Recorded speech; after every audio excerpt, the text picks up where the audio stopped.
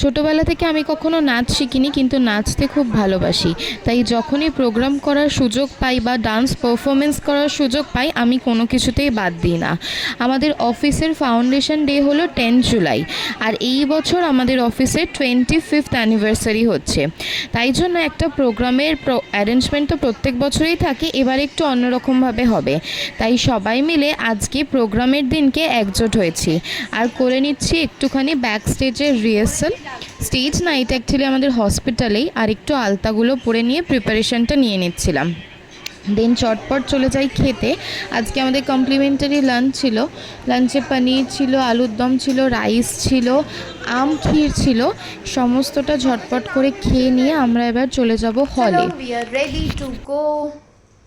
হাত লাল হয়ে গেছে, পায়ে সুন্দর আলতা টালতা পরে নিয়েছি। এই রেড কালারের লেগিংসটা পরে নিয়েছি যাতে ওখানে গিয়ে চেঞ্জ করতে না হয়।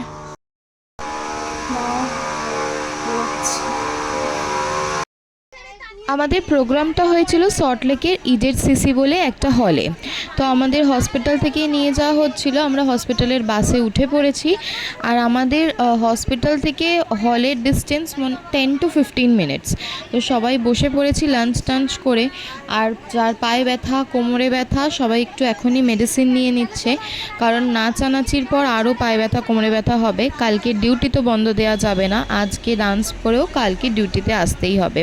তাই আগে থেকে আমরা মেডিসিন নিয়ে বাসের মধ্যে প্রিপেয়ার হয়ে নিচ্ছিলাম, কারণ আমরা অলরেডি ভীষণ লেট হয়ে গেছিলাম। গিয়ে এবার ঝটপট বসতে হবে মেকআপে।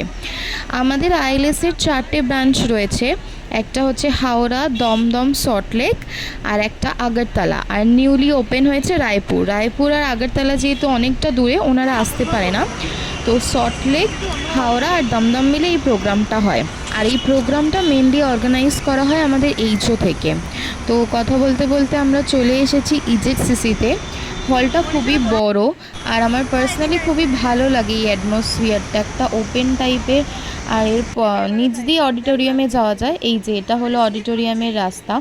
বাকি বললাম না, সবাই চলে এসেছে, আমাদেরই প্রচুর লেট হয়ে গেছে, আর বৃষ্টিও হচ্ছিল। তো চলো হলের মধ্যে ঢোকা যাক। হল এখন তো পুরোপুরি ফাঁকা, কিন্তু স্টেজ ফাঁকা ছিল না। ঢুকতে ঢুকতেই আমি রিহার্সালের আওয়াজ পাচ্ছিলাম। আর হ্যাঁ, দেখো এখানে অন্য ব্রাঞ্চ অলরেডি স্টেজ রিহার্সালে চলে এসছে। আমরা বোধহয় স্টেজ রিহার্সাল করার আর সুযোগ পাবো না। তো এসেই বসে পড়েছি মেকআপে।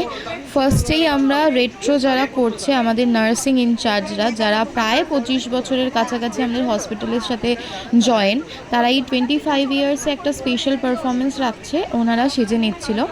দেন আমার টার্ন।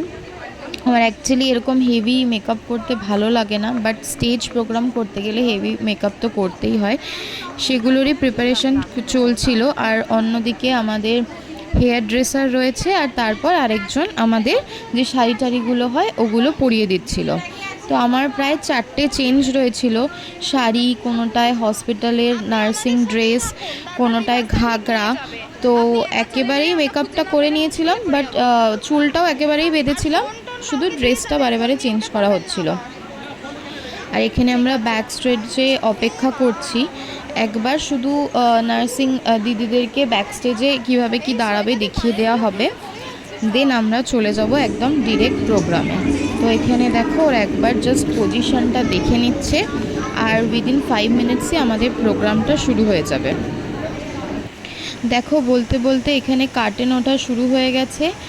আমাদের প্রোগ্রাম জাস্ট স্টার্ট হচ্ছে। প্রোগ্রামটা দেখতে হলে অবশ্যই কিন্তু পরের পাঠে চোখ রাখতে হবে।